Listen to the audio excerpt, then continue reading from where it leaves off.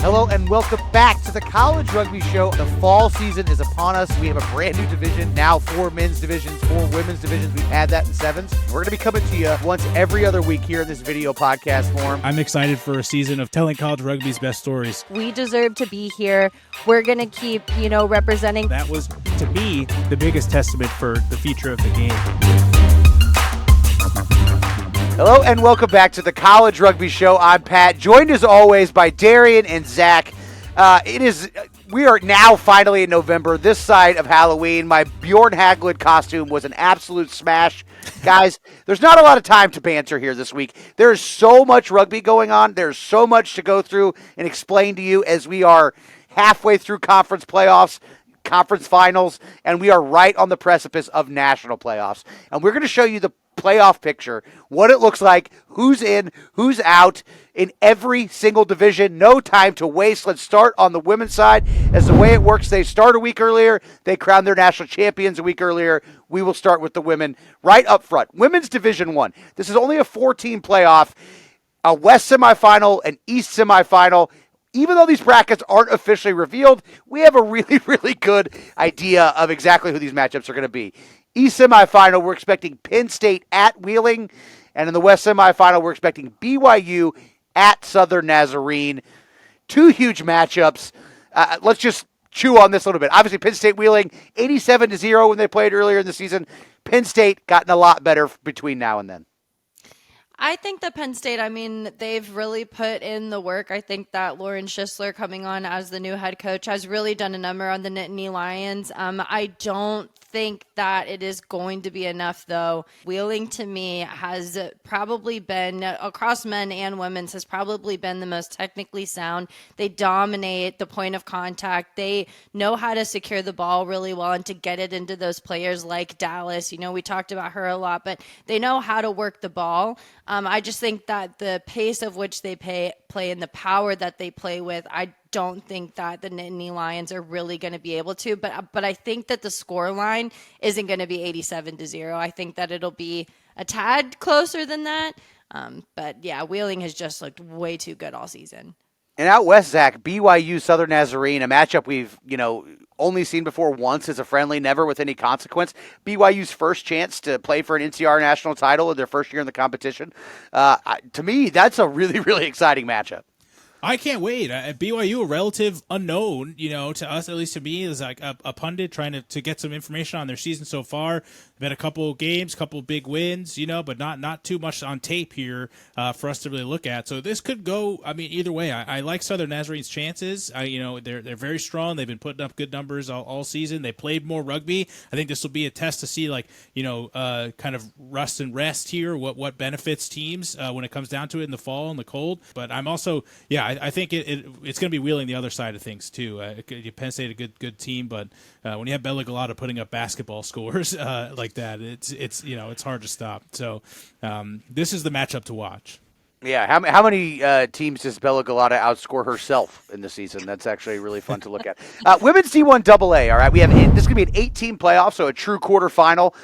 We have 6 of those 8 slots have already been taken. They've already been claimed. The Big Ten champion Notre Dame, Midwest champion Northern Iowa, High Peaks champion Colorado, getting the big win over Montana State over the weekend to punch their ticket. Lone Star champion Texas, the South Atlantic champion Virginia, beating both Florida and Lander to move on last weekend. And in Rugby Northeast, the Northeastern Huskies getting an 86-0 win over UConn to win their conference title, the Rugby Northeast.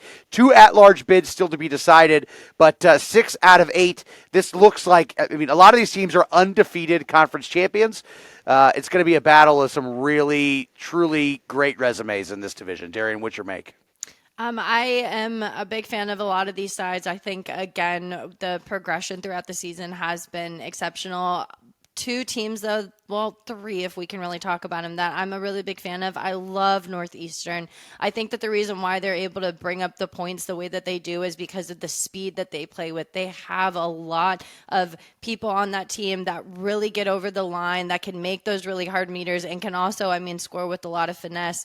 The other side that I really like, I love Notre Dame. We've been talking about Blocker throughout this whole entire season. Her manipulation that she does in the centers is something that you cannot underrate. And all teams are going to really struggle to keep her well contained. And then the final bit of the teams that I really like Virginia. I think it's for lovers. I think that they have the ability to maybe punch it over some.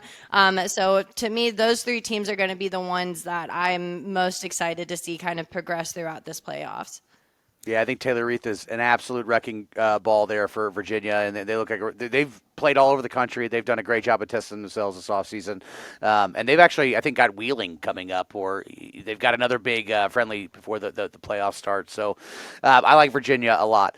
Moving on to Women's Division 2. This is a 16-team playoff, round of 16, moving into quarterfinals, semifinals, so on. Super easy to consume and understand. We've got a number of these tickets punched across the country. 3 more to be decided this weekend, as we talked about. Vassar, Fairfield.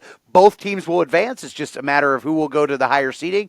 And then Coast Guard and New Hampshire, only the winner will survive. And then the loser's going to have to hope to get an at-large bid. 3 at-large bids into this thing. We've got Bowling Green representing the Great Lakes. Eau Claire, one of the absolute favorites nationally, representing the Great Waters. Northwestern coming as the second out of the Great Waters. UT San Antonio winning the Lone Star yet again. William and Mary, a huge win over Towson to take mark last weekend. Colorado Mesa winning the High Peaks. Cincy in the Allegheny. Roger Williams taking home the Rugby Northeast. Coastal Carolina has been absolutely running roughshod over the South Atlantic all season. And then Binghamton representing the upstate New York. Any outliers here, Zach? Any teams that look like they can give Vassar a run for their money? Yeah, it'll be tough, but I do like a couple teams, dark horse teams here, starting with William and Mary. You mentioned them, Tribe. They have looked really good this season. They've been kind of building as they've gone along, and then that huge upset over Towson, I think, just proving that they are kind of the top team in that region. Olivia Hughes on that team, Natalie Forsyth looked very good. They've got the defense. I think they can score when needed. They got a great kicking game, and they're going to be one to watch. And then you mentioned them also, Coastal Carolina. They have that huge revenge win over Kennesaw State, who bounced them from the conference playoffs last year, and they took that very personally, it seems, and they crushed them in that conference championship, 50-19. So they're looking really strong as well. They can score.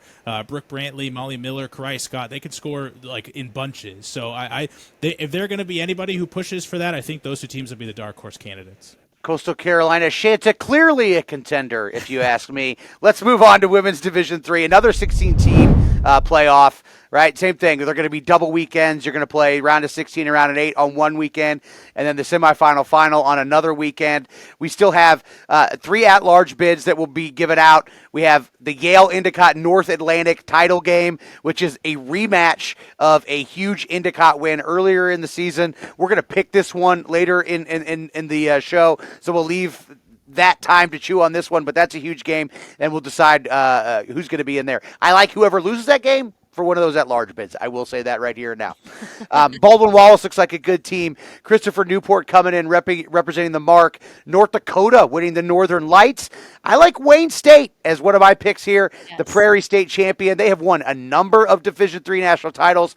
They are under Bryn Shivers now, their second year under him. He has not won one with the Wayne State Wildcats. I get the feeling he's itching to do it, and he might have a squad capable of doing it this year. Anything for you, Darian, in this women's D3 that pops out to you?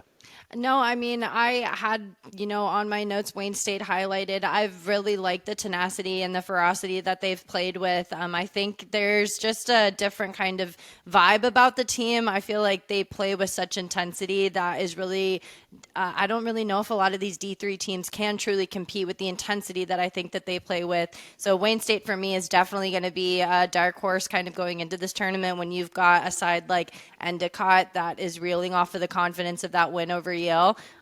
It's going to be quite the drama in that D3 bracket for sure. And don't count out maybe the most talented player in this entire playoff so far, at least out of the teams that have qualified yet. Piper Lee, Colorado School of Mines. So yes. She might have a chance to run up against Wayne State down there in Springfield. We'll definitely have highlights from that. That is your women's action. We're going to be right back, and we are going to do the exact same thing on the men's side, give you the men's playoff pictures, who's in, who's still playing to be in across every division, right when we come back. And we're back here on the College Rugby Show, talking men's playoff pictures. We're going to go through every division and look at who's in, who's out, who's still playing to get in. Men's Division 1, 12-team playoff. Top 4 buys go straight to the quarterfinals. The next 8 have to play to get into the quarterfinals. So far, one team has punched their ticket to the quarterfinals. That's the Brown Bears. 3 more will punch their ticket this weekend. One play-in team has punched their ticket so far. That's Dartmouth. They finished second to Brown in the Liberty Conference. And 5 more play-in teams will punch their tickets this weekend. Zach, what do you make of this competition? It seems like it might even be begging to expand to 16. It's so deep this year. Yeah, absolutely. There's a lot of talent, across the board. The Atlantic Conference has some of the greatest teams, we've seen. There are a lot of great rugby being played in that conference. So it's having the same issue in college football right now, where the conference championships necessarily maybe aren't as meaningful, or maybe you don't want to play your all because a lot of these teams are already locked in to get to the playoffs. So I'm interested to see how that impacts those games. I guess there's seeding involved as well, but I'm looking forward to all those matchups. Mention the Atlantic Rugby Conference. Let's talk about that, right? They're playing first for second for first place. Third and fourth place are playing for their, silver medal of their conference, if you will. Both of those games, every single team is already qualified. Then the third match of the weekend is 5th and 6th place right now, Wheeling and Kutztown. Kutztown hasn't won a game all season. If they beat Wheeling Saturday, they're in. They're into the playoffs. So, it's kind of wacky, but I kind of like it. It's like you have to get relegated out of the playoffs if you're in the Atlantic Rugby Conference. And it might happen to Wheeling. I mean, that would be crazy to think about because they looked so dominant early in the season. But I've talked to some coaches, D1 coaches, who are saying that Wheeling just doesn't have that depth. And I think you've seen that impact their squad late in the season now, getting into the fall. Last week, that loss, they got blown out by Belmont Abbey. No Nyamunda on the back line there. Haven't seen Shadrach Mandaza in a lineup in a while. Like, Musinguidi is very good, but he can't do it all by himself, and they just don't have that depth. And I think they're on upset alert here. Kutztown might somehow sneak into the playoff after being clearly, I think, the worst team in the Atlantic. Not saying they're a bad team; they're still a very good team, but not up to par with the other ones. So they might get in now, which is pretty exciting. And I wouldn't be shocked if Kutztown got a win in the playoffs. It would not surprise me at all if they made their way into the quarterfinals. Look, this is by far, in a way, since NCR has had men's Division I, the most competitive, the most ripe for upsets. I could see Notre Dame knocking somebody off. I could see Dartmouth knocking somebody off. So to me, these playoffs are incredibly exciting. Let's move on to men's D1 AA, another incredibly exciting playoff picture. This is very much like men's D1. 12 teams are in. Top 4 teams will get a bye straight to the quarterfinals. The bottom 8 got to play their way to that quarterfinal. 2 play-in tickets have been punched so far. Oregon State, they're the top team out of qualifying teams out of the Northwest. And then UNC Charlotte. They have won the Southern Conference, beating NC State. That is a great conference, one of the first teams to qualify. 5 more tickets will be punched this weekend.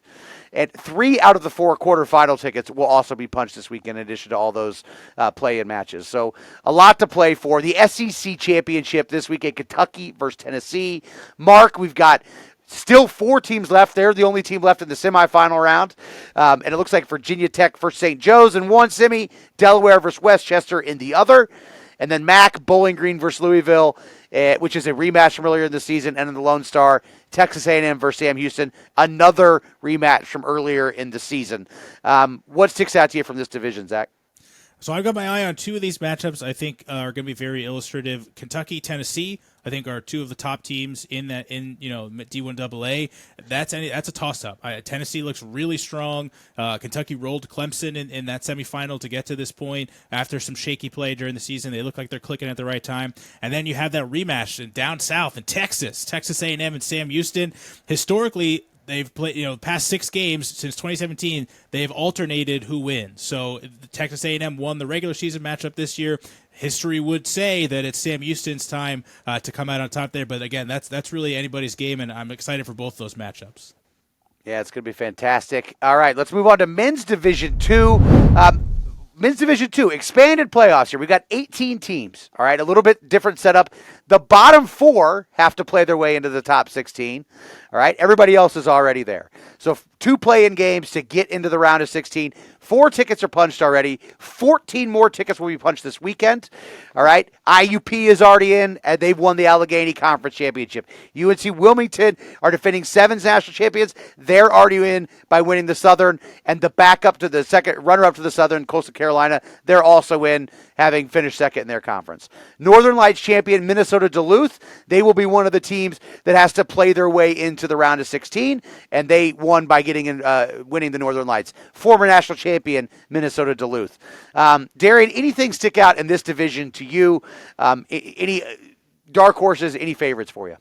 Oof. I mean, this list to me is like extensive, the amount of teams that we've already kind of had to go over and then already address too. I mean, to me, the ones that we really have to keep an eye on, I mean, I really have liked Coastal Carolina. I love their women's program, but even bigger fan of the men's. I think that they've really developed some over the season, and I don't know, their adaptability to me kind of sticks out some, so I think that they could be a serious contender here. What we talked about, though, at the beginning of the year, I think we can all agree is that with men's D2, it's really a toss-up as to who we think is going to kind of take this one and really run away with it. Leading up into the finals, I think that it's going to be a lot of back and forth, and like we said with the men's D1 too, I mean, it's going to be a slugfest at the top of the podium, so I'm really excited to see how these teams kind of what team rises under pressure and what teams kind of falter underneath it. But I don't know. It'll be an interesting D2 matchup. There's a lot of good talent. It's a deep division. 14 tickets is a lot of tickets to punch too, but keep an eye on a couple upstarts here. I mean, Chicago looks really good. Joey Baldwin at scrum half has been having a year. Coming out of the mark, Salisbury, number 3 overall. It beat Towson, their rivals, twice this year. I think they're going to make short work of Scranton. Cornell 93-0 over UAlbany, and they've flown under the radar a little bit this year. So and then UNC Wilmington, we haven't really talked about much either. Danny Marsh on that team scoring 100 points in 5 games this year. I mean, that's crazy too. So there's so many, it's so much talent. It's crazy. Yeah, what Benedictine? All right, Benedictine is a team that has been Division III forever. They move up to Division II in the Gateway, and they get a ton of kids from St. Greg's, from St. Martin's. Just an influx in the last couple of years for these really good prep boarding schools that play great high school rugby, and now they're in the Gateway Division II Conference Championship against John Brown this weekend. These are 2 longtime D3 programs, so to me that's an interesting changing of the guards in the Gateway. And then also out in the High Peaks, huge matchup between Boise State and Colorado Mesa. That's one I got my eye on as well. So men's Division II is up for grabs for sure. Moving on to men's D3, this is a wild one. 23-team playoff, 9 byes to the round of 16, 7 play-in games to the round of 16. 6 tickets are punched already. 13 will be punched this weekend. Zach, this makes sense to you. My mind is still very it's like I need red line and and tag stuff. Yeah, put it all together. I wonder who put this bracket together. It couldn't have been me who did this to us. But I'm sorry for this. But it's because there's so many talented teams, and there's a huge geographic diversity as well, Division III. So you're trying to find and match up and get talent, to be able to play each other in these games. You want to get good matchups, and sometimes that's hard. We talk about it at the conference championship level. Sometimes it's hard at the national level too. If there are certain dominant teams in certain regions, you have to kind of find a way to make those wires cross so that you can get the best matchups, and you can really get the mettle of a team, test the team's mettle, and see who the best teams are in those regions. But there should be some great games. I mean, we've got a taste of it with the Catholic Susquehanna Mark Championship match, which was an unbelievable slugfest that Catholic won at the death. Another Babson-esque kick for in the 79th minute there to win it for Catholic. So they're looking very good. Number 1 team in the country, Duke, upset by the Richmond Spiders in the Southern Conference conference playoffs there. So that kind of opens. They the still got a chance. They got a chance to win their way back in. If they beat Citadel, they're in as the 3rd seed, and then Duke, who's been ranked number 1 all year, can reemerge. And a blessing in disguise for the Blue Devils there. Maybe they sold their soul for that third seed. But yeah, it's anybody's game. I think there's a lot of talented teams. And Nichols Holy Cross. Who's going to win this one? I mean, the NERFU Championship, Zach. I know you want to. Yeah, that one is tough for me because I don't think anybody expected Nichols to be as good as they are this year, and they have been really good. I mean, nobody's really come close, but Holy Cross has experience with this in the postseason. I mean, they were under, the thumb of Babson for many years, and then last year they played Babson close in the regular season. Babson won that game, and then who came back in the playoffs to punch that ticket to regionals? It was Holy Cross, upset them in the NERFU playoffs there. So Holy Cross has experience with being the underdog and then making it to the national championship. So we'll see what they can do. Shout out to the star of that team, Jackson Everett. Apparently still making the club's graphics, it looks like. So still giving back as a very, very young alumnus. Great matchups there in Men's Division III. Great matchups across the board. That is your playoff pictures, guys. You want to know what goes on in college rugby, how the playoffs work, who's getting in, who still has a chance to get in. We just gave it to you. Nobody else did. The College Rugby Show. Whoo! We will be right back with another segment and plenty more to talk about. All right, guys, welcome back to the College Rugby Show. We talk about players a lot. Let's talk about coaches a little bit. We did our top fives. That was all centered on current things. Let's look at the Mount Rushmore. Who's on your Mount Rushmore of college coaches all time, current, past? Let's dig into it. I'm going to reveal mine first, starting with Jack Clark. 29 national championships. He's been at Cal since before I was born. Literally the gold standard across the board. I've been to coaching clinics with the guy. Really impressive. Like, I've learned so much as an early person just about the craft of coaching. I remember going to one of his coaching clinics and being upset that he couldn't teach me a line out, or didn't teach me a line, but instead was teaching everybody at that coaching clinic about the million other things that are the building blocks of building a program. And he's been very generous with his IP throughout the years, and a lot of other coaches have modeled their successes after him. So for me, it starts with Jack Clark when you start with Mount Rushmore. Nobody's even touching him on national championship front. Kathy Flores also has to be in there for me. She is the absolute GOAT of women's college rugby. There at Brown forever. The coaching role is named after her. She is the absolute top dog for me. She has to be on there. Roz Chow. I'm a CRC guy. I'm a Sevens guy. She has more CRC titles than any other women's coach. She's tied with Jack Clark for CRC titles, period. Roz Chow has to be there for me, and I think that she's going to keep stacking titles, by the way. And then for me, rounding it out is Dr. Doc Davis. They're from Salisbury. 4 national titles in 34 years, leading the Gulls, a.k.a. Sharks, 15 Final Fours. Basically no help or resource from the school whatsoever, doing it all on the outside and really just giving generations of people a great college experience and winning championships across several decades at Salisbury, by the way, in 2 different centuries. So great job there. That rounds out my Mount Rushmore. Any reactions, Darian and Zach? Our mountain would look extremely similar. 3 out of the 4, I have to agree with you. I mean, when we talk about college rugby in general, I remember the first college sevens game I saw was Cal whenever Jack Clark was there. And even watching that side alone, I mean, the athletes that they had, it really made me vested in the college game and definitely gave me a lot of inspiration for it. If you talk about college rugby, Jack Clark is going to be at the top of that. I think if I didn't mention Ross Chow, I would be in some serious trouble. Her and I would definitely have a strong conversation. I mean, for her to be able to win some national championships at one university and then turn around and then do the exact same thing in another one, her ability to know where to put people at the right time to give you the best picture has really been her recipe for success. And she's really doing a good job now, I think, of spreading that knowledge and really getting more coaches to increase their caliber of which they train.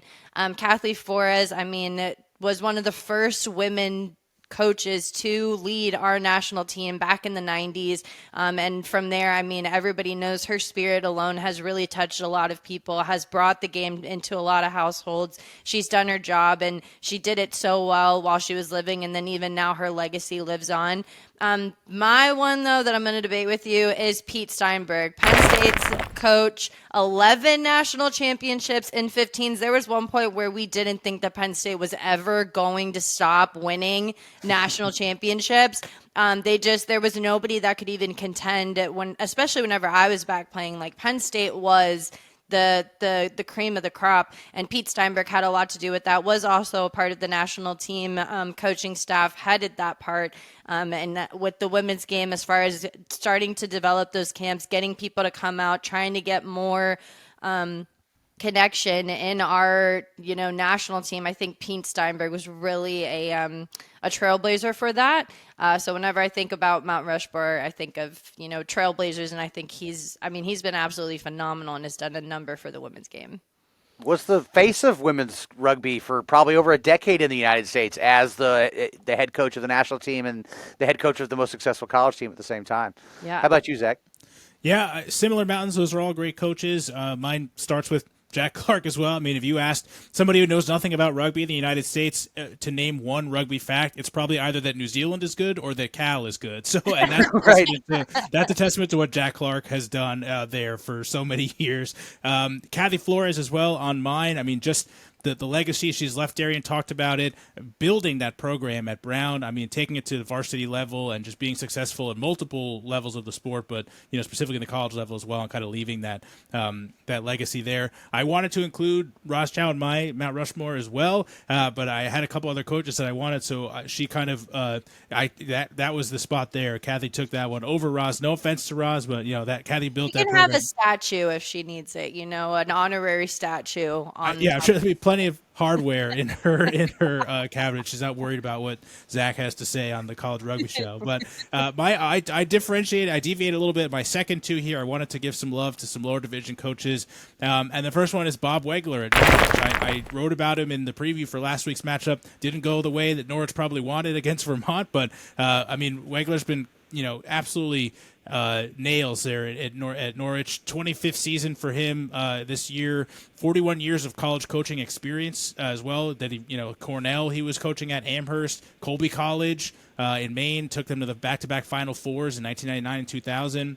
For Wegler, it's for me. I debated it because he's never won the big one. He hasn't won that, the national championship, which dinged him a little bit for me. But to maintain that level of consistency for that long a period of time is also a very impressive feat, I think, and won plenty of conference championships along the way, 15s and 7s. And he invented the scrummager, which is my favorite fun fact about Bob Wegler. What? Yeah, the only scrum machine made in the United States. He invented it, the scrummager. He's the only mountain. Without him, how would we know how to scrum? I could. What an epic pull. Talk about a legacy. You leave, a lot of teams use that now to train. And then my second pick, I'm talking about building programs. That's important for me for my Mount Rushmore. And for me, you can't really talk about anybody other than Mary Beth Matthews, what she did at Bowdoin. She retired very recently from coaching, but made Bowdoin, during her 29-year tenure at the helm there, the first varsity women's program in the country. And that's a huge achievement. I think something that should be lauded. And she had a very successful run. It's not like, that's the only thing she did. She was 146, 48, and 1 over her career. That's 75% of her matches that she won at the head there. So she is a legend in the sport, and I'm happy to have her up there on that Mount Rushmore. Well, there you go, guys. There's your history lesson for the week. College coaches you need to know, past and present, and the ones that your current coaches are chasing. And there's still probably a million people in our honorable mentions who could have been on this list, people that are coaching. I think Carly Baker, if she wins one this year without Tess Merrill especially, I think that'll be 4 or 5 titles in the cabinet in a very short time for her. There's a lot of coaches that are doing a lot of really great things across the board. All the Ivy League coaches, too. Alex Mangleby is in the Hall of Fame for last season. You have Dave LaFlamme at Brown is doing good things. So I would say Tim O'Brien at St. Mary's also somebody to think about. And I wanted to say Tony Brown at Vassar, too. So many names we couldn't put on. I thought about Abel Cygnus. He only coached at Princeton for, a relatively short amount of time when we're talking about several decades for some of these coaches. But if you look at his coaching tree, the amount of really influential college coaches that he coached, including Kathy Flores, including Pete Steinberg, including Tom Billups, Jack's number 2 for so many decades at Cal. I mean, Abel Cygnus has had a huge impact on the college game as well. But anyways, Tui Osborne could win a national title at I don't know of a coach who's won one at 3 different institutions. If he does that this year, someone's got to go off to Mount Rushmore and make room for him. So lots of cool storylines to watch. We'll be right back with Icks and Picks. Matt McCarthy coming in hot. Welcome back to the College Rugby Show. We're joined, as always, by the Matt McCarthy of the Rugby Wrap-Up Universe, MLR Weekly, Rugby Odds. Matt, icks and picks. This is what we bring you on every week for. You have a bit of a news-breaking ick. We've all got our icks. What's yours this week, Matt? Breaking news in your world. Number one ick is that the Utah Warriors dropped out earlier this week, and that's unfortunate. An original team in the MLR, a great fan base, a lot of Polynesian rugby diehards out there in Salt Lake City area, and now they don't have a team. That's really, really unfortunate. So that's ick number one. Ick number two is I had Team USA in 84 points and lost. Because they lost 85-0 to Scotland. And not even Scotland's first side. Ick, ick, ick. I mean, ultimately, right, let's tie this to college rugby. That should mean less college rugby jobs or definitely less college rugby draft selections into Major League Rugby next year. We've gone from, I don't remember, what was it, 10 teams last year, 11 teams last year. Now it's looking like 6, Yeah, Matt? It's looking like 6, and we're holding on for dear life. And you know what? You can look at it the other way and say everybody from the Eagles should lose their jobs, and then everybody in college should take their jobs. So maybe there'll be more jobs. So no. And the MLR, they're leaning toward just American talent, so that should open some doors. But certainly the reduction in teams doesn't help anybody. Yeah, wild. All right. Well, Darian, what is your rugby ick of the week? I'm also icked out by the slow disintegration of the MLR, but my ick comes from this past weekend. I went and I watched the All Blacks play Ireland, and within the first 10 minutes, we got a yellow card that got upgraded to a red card because of a no-wrap tackle. And it icks me out and it bothers me whenever you don't even put the attempt to put up the T-Rex arms and to finish the hit, because those TMOs now are like so stealthy. They've got people that are watching, and to just not put the intent towards it just... Darian, I was there as well, and it wasn't a question of him not wrapping. It was a question of the shoulder hitting Bowden Barrett's head. But in the post-game interview, Bowden Barrett said, I was out of position. I was not in a position to field the ball. He was ahead of Roygaard, who was passing it to him, so it would have been a forward pass. And because of that, Byrne didn't have time to react, and Bowden kind of ran into him. And Bowden said it shouldn't have been a card. It certainly shouldn't have been a red card, and it turned the whole complexion of the game.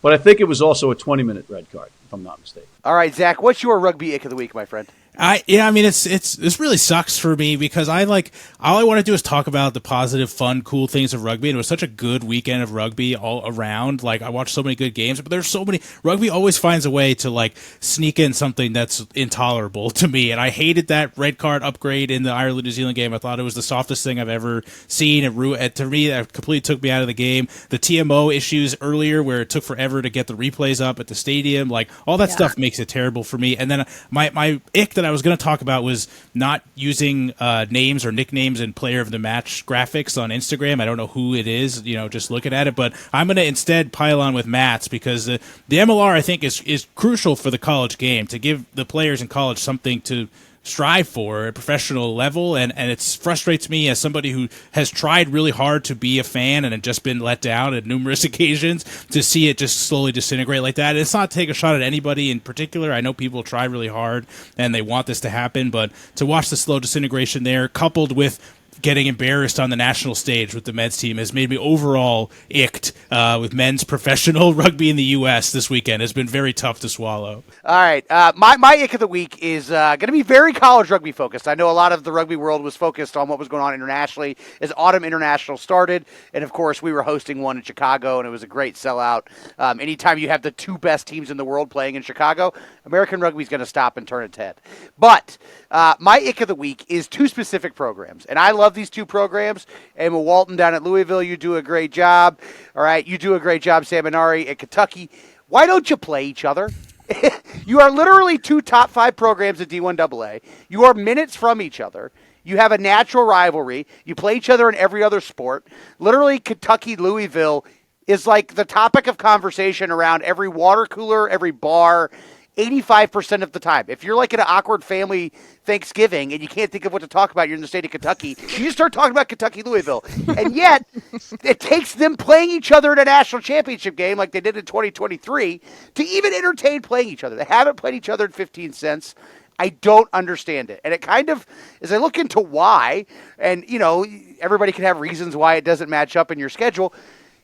Louisville, they are playing in the MAC playoffs, okay? The MAC had the MAC semifinals and then the MAC final. The MAC semifinals were exact copycats of 50-point blowouts the week prior.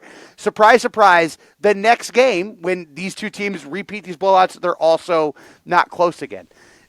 5 weekends Louisville has to save for their conference playoffs and the national playoffs.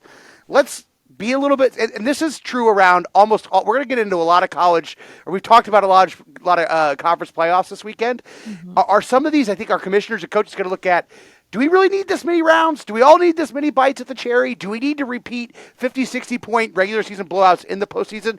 Because if we can eliminate even 1 or 2 weekends, I'd love to see Wildcat Cardinal regular season matches all the time. Makes all the sense to me. That's my ick of the week. Louisville, Kentucky. Figure it out. Play each other, and don't make us force it into a playoff pathway for it to happen. The hate is too deep, Pat. They don't want to even put each other's names on their schedules. They just can't even stomach the thought. But that's where the fun stuff is. That's Munster, Leinster, right? I mean, that's Michigan, Ohio State. That is college sports, you know. Mm-hmm. Let's go for it. All right. Let's get into some picks. Those were our icks. Now let's get into our picks. We're going to start on the men's side. Men's D1, there's tons of great action, tons of conference titles on the line. We talked about a lot of them. But Notre Dame, Indiana, this is in-state rivalry. This is Big Ten, and I think it's anybody's pick 'em. Zach, who do you like in this game? This is a tough one. I mea culpa on the Indiana-Michigan game where I thought Michigan would have the upset there. The Hoosiers are very strong. They're very athletic. They have a great back line. I think it'll be up to Indiana to contain Notre Dame's forward pack. They got a lot of dogs on that team. Matt Williams at hooker, of course, Jack Waterhouse. They just ball. And so I think it's Notre Dame's game to lose. Indiana might have the stronger back line, pound for pound, but Notre Dame is just too dominant. I think I'll take the Irish in this one. How about you, McCarthy? Where's the game being played? Notre Dame? I'm going with Mark Cuban and the Indiana Hoosiers. But what if it was being played in Bloomington? I would have picked Mark Cuban and the Indiana Hoosiers. All right, Darian, who you got? It's like he's going on to Shark Tank or something to save the MLR. Trying. That might be our new move. So for me, I think that, just being a forward at heart, I've really liked Notre Dame's forwards throughout this season. I mean, they've been absolutely incredible. And I think that if the forwards can contain the ball at set piece, then that back line for Indiana really isn't going to get much touches on it. So yeah, I've got to go with the Fighting Irish for sure. I think you're spot on. I think it's about the forwards. It's about the set piece. And it's not about one guy because this is 30 people on the field at a time. But as much as rugby can be about one guy, it's about Jack Waterhouse. And he is just a man amongst boys, and he's going to win contact almost all the time. So if Notre Dame can – not in this game, all right, pal? So I've got Waterhouse and Notre Dame. Moving on, men's D1 AA, the Babson Beavers against Boston College. This is the Liberty Conference Championship. One of the few test cases that say more conference playoff games because some of those regular season games can be overturned or upsets can happen. Babson beating otherwise completely undefeated Northeastern at the death on a game-winning penalty kick to advance to the Liberty Final. They're taking on Boston College, whose only loss this season was to Northeastern. Who do you like in this one, Zach? That was a stunning end to that game. I picked the chalk Boston College Northeastern, and to see Babson pull that off, that was incredible. What a run for them. We were eulogizing their season, giving them their plaudits, saying, "Oh, good job! You just moved up to D1 AA. You did pretty good making this playoff." And then they messed around and won one at death like that. So I don't know. They're hot right now. I don't know if I can doubt them. That train keeps on rolling for me. I'm going to take the Babson all the way. How about you, Darian? I'm going to agree with Zach. It's not very common for me to do that, but I think that with Babson right now really reeling off of some confidence, they've gotten progressively better throughout their season, and I think that right now they're peaking at the best time. Boston College, to me, they're going to be very strong contenders, but I think whenever we're talking about like mental capability, I think Babson's going to be able to pull it off. So I'm going to go Babson. McCarthy? They talked me into it. I was going to go with Boston College, but they're good. They're good. They know what they're talking about, and they've swayed me. I'm going with Babson. Everybody getting on the Beaver train. All right, I'm going to take Boston College here. Babson lost to Yale, last second play, controversial game. And then Boston College absolutely ran Yale off the table in the second half in the Liberty Conference semifinals. 12-7 at halftime, and then Boston College completely blew it out in the second half. I think they ended up winning the thing by like 50. So I'm going to take the Eagles. I think BC is in really good form right now, and Babson, they might have given their best shot last week, and it took everything to get there. So that's the Liberty final. And then moving on to men's Division III. Zach, this is your specialty. We've got Franciscan Slippery Rock Part 2 to decide the Allegheny. We'll give it to Zach. Zach is Mr. D3. We'll let you lead the way here and let everybody ride your coattails. Zach, who do you like in this one? Obviously a rematch from a Franciscan upset earlier in the season. Yeah, I don't know if I have any unique insight on this one. This one is a toss-up to me. I mean, these are two really good teams. At Franciscan, I picked against them in the first go-around, and they have just done nothing but prove me wrong this whole season. They look fantastic. Joe Bob Molesky just crushing it for the Barons. I don't know if Slippery Rock has, what it takes, I think, to get over the hump. They look good against Xavier, but Franciscan really look good against Hillsdale in their semifinal too. So I say that it's the Barons' year. I'm going to go with the Barons in this one. I think both teams are kind of guaranteed a spot in the national playoffs, so the result is not super critical, but I think Franciscan for pride takes this one, and they complete the 2-game sweep. Look, I'm going to agree with you. I'll take Franciscan, though. They lost a pretty important player to injury who got banged up in that Hillsdale game. Yeah, that's the thing about these conference playoffs. You have a bunch of games where people have to beat a second team by, a team by 50. Like John Carroll lost by like 70 earlier in the season, and then somehow we had to put them into the quarterfinals.